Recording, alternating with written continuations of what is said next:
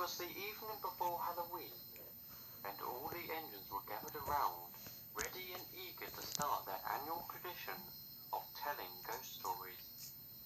The firelighter came to set the mood, and soon the yard was showered in a warm orange glow, creating an atmosphere ripe for spooky tales.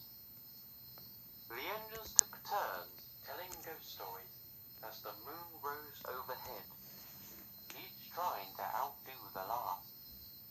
They were all enjoying themselves enormously. Even the big engines, who normally didn't have much patience for silly stories, beamed and laughed as Thomas and Percy imitated a ghost haunting an old mansion. Finally, it was Henry's turn to tell a story. He hesitated for a moment, and curiously looked over to Gordon and Edward, who appeared cautious at first, but then beckoned Henry on. "Tell it," whispered Gordon. "Go on, it won't hurt." "I don't know if I should," he whispered back. "It's up to you, Henry. It is scary," Edward replied quietly. "Are you going to tell the story or not?" James said.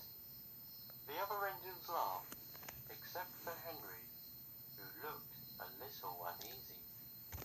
"Come on," Thomas and Percy said together. "Well, all right. Here it goes." And so, Henry began. Many years ago, there was an engine who worked on a faraway railway. He was never given a name, or I should say, never lived long enough to be given a name. Henry paused impressively. "You see, all engines, when they are built, are friendly and hard-working. But once in a while, engines come out bad. And I'm sorry to say that this engine came out very bad indeed. No one knows how it came to be done, what led him to do the things he did. But he left the path of destruction, but haunts his companions to this very day." Thomas and Percy looked wide-eyed at each other.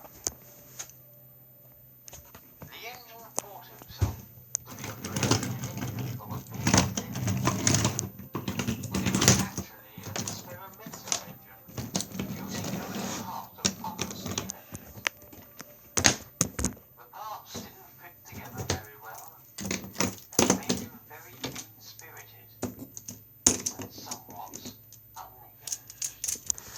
It was painted blue, but probably should have been painted black. It was not uncommon for the engine to insult the others and resort to sabotage, such as bumping them without warning and misplacing trains over small petty squabbles. He was also easy to anger and had fits of rage, taking it out on the trucks, and sometimes engines smaller than him. One day, he plopped up to one of these small engines, pushing to the edge of the turntable well, threatening to knock it in if he didn't cater to his every whim. Edward suddenly gulped, as if a bad memory had flashed across his mind. The engines were furious and confronted him about his awful behavior. "Stop bullying engines smaller than you," they said, but he wouldn't listen. He continued to play spiteful tricks, and threatened that if the big engines ever told the controller about it, he'd make them. The two big engines, thoroughly fed up, got up very early one morning, and met the controller at the station. They told him all about what the engine had done, but the controller's hands were tied since the engine was on loan. "I can't do anything but put in a report to the engine's company," said Henry, mimicking the fictional controller. "What happened then?" asked Toby. "Well, one of the big engines left to take a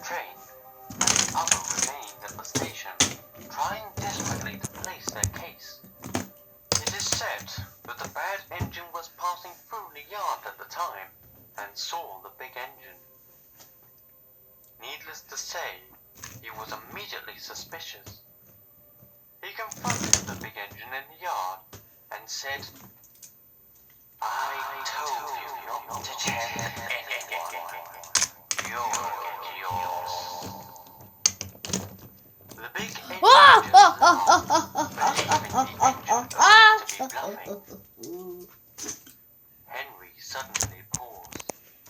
Edward, Gordon and Henry all looked at each other.